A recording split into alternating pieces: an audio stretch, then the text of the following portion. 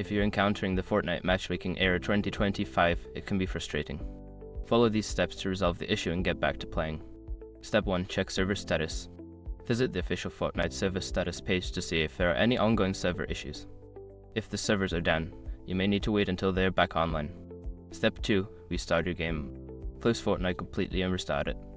This can help refresh your connection and resolve temporary glitches that may be causing the error. Step 3. Verify your internet connection. Ensure that your internet connection is stable. You can do this by running a speed test or trying to connect to another online service. If your connection is weak, consider rebooting your router.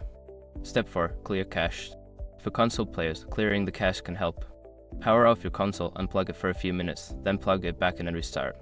For PC players, you can clear the cache by deleting the Fortnite folder in the Epic Games directory. Step 5. Contact support. If the error persists after trying the above steps, reach out to Epic Games support for further assistance.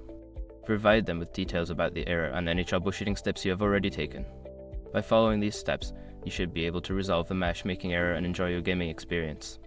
Good luck!